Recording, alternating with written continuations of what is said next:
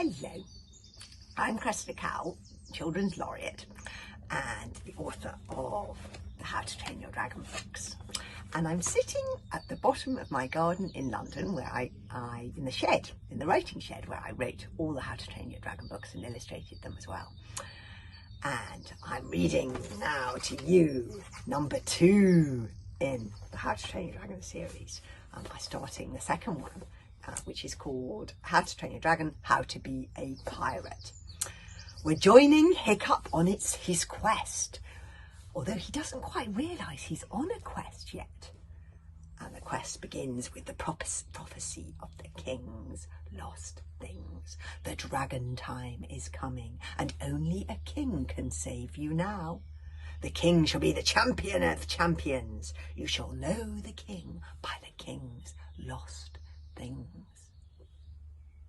A fang-free dragon, my second best sword, my Roman shield, an arrow from the land that does not exist, the heartstone, the key that opens all locks, the ticking thing, the throne, the crown, and last and best of all the 10, the dragon jewel shall save all men. Okay, so at the end of the last series, Hiccup did find the fang-free dragon, the first one of the king's lost things. Can he discover them all?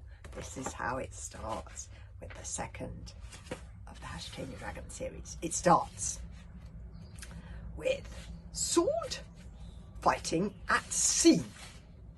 Thor was seriously annoyed.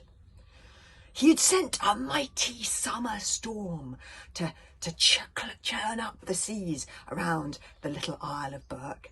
A bleak wind was shrieking across the wild and angry ocean. Furious thunder boomed overhead. Lightning speared into the water. Only a madman would think it was the kind of weather for a nice, pleasant sail. But interestingly, there was one ship being hurled violently from wave to wave, the hungry ocean chewing at her sides, hoping to tip her over and swallow the souls aboard and grind their bones into sand. Now, look, that's the one ship. Look at those waves! Who is driving that ship?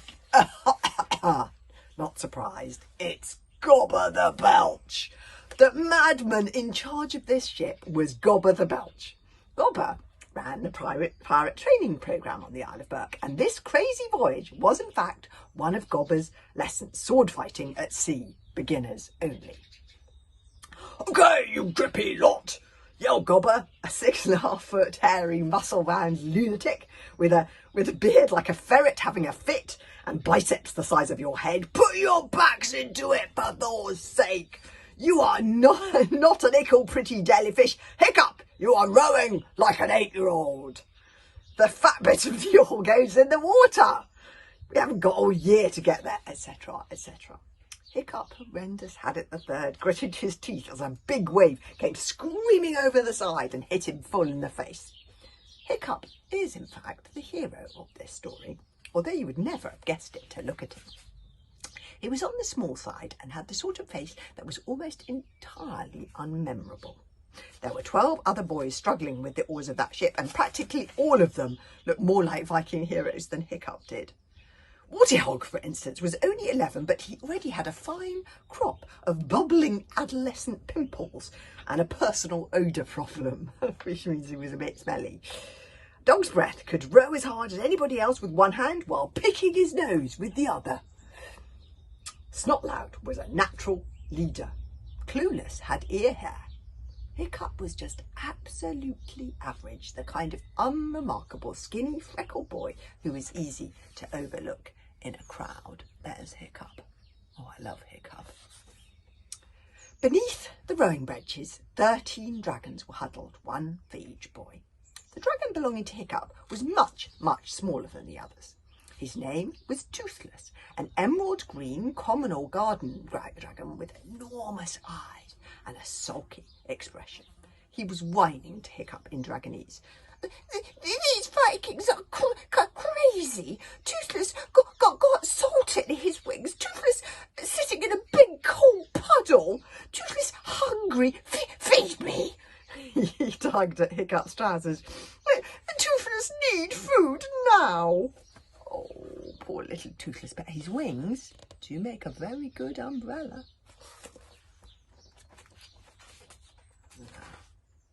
I'm sorry, Toothless. Hiccup winced as the boat plunged manically downwards on the back of another monstrous wave. But this is not a good moment. Thor only knows, yelled Gobber, how you useless lot got initiated into the tribe of the Hairy Hooligans, but you now face 4 tough years on the private pirate training program before you can truly call yourselves Vikings. Oh, great, thought Hiccup gloomily. We'll begin with the most important Viking skill of all, sword fighting at sea. Gobber grinned. The rules of pirate sword fighting are, he shouted, there are no rules. Great. In this lesson, biting, gouging, scratching and anything else particularly nasty all gets you extra points. The first boy to call out, I submit, shall be the loser. Oh, we all drown, muttered Hiccup, whichever is the sooner. Now, shouted Gobber, I nominate the first boy as Dog's Breath the Durbrain. Who's going to fight him? Dog's Breath the Durbrain. Oh, look, there's Hiccup again. And poor little Toothless, who's thinking, these Vikings are crazy. Dog's Breath the Durbrain grunted happily at the thought of spilling blood.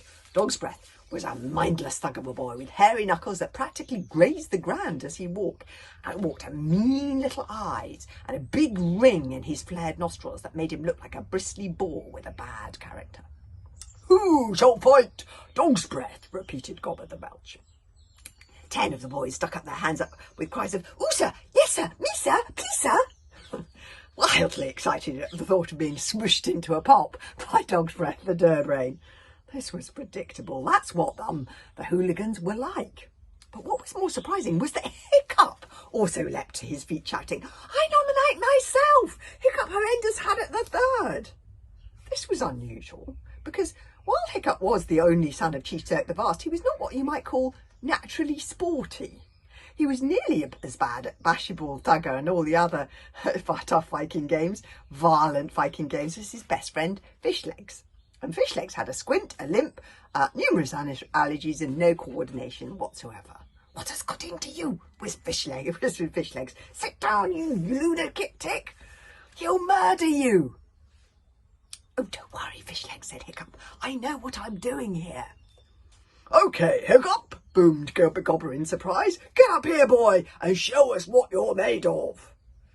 If I'm ever going to be chief of the tribe, whispered Hiccup to Fishlegs as he started taking off his jacket and buckling on his sword, I'm going to have to be a hero at something. Trust me, said Fishlegs, this is not your thing. Clever ideas, yes. Talking to dragons, yes. One-to-one combat with a brute like Dog's Breath? Absolutely. No, don't do it, Hiccup. Hiccup ignored him.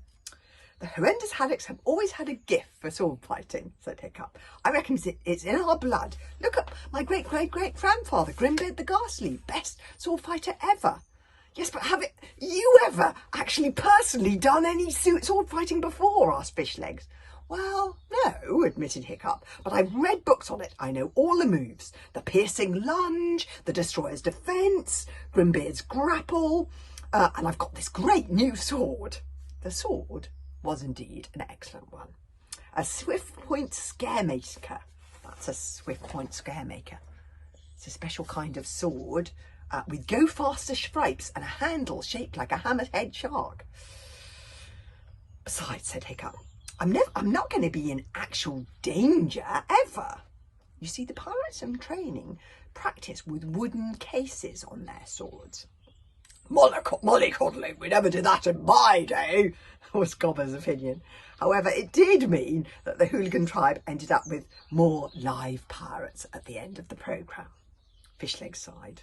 OK, you madman, if you have to do this, keep looking in his eyes. Say a big prayer to Thor, the Thunderer, because you're going to need all the help you can get. So chapter 2 is called The Fight with Dog's Breath the Durbrain. I wonder how Hiccup's going to do. Is he really going to be a good sword fighter? hope so. You can hear chapter 2 tomorrow.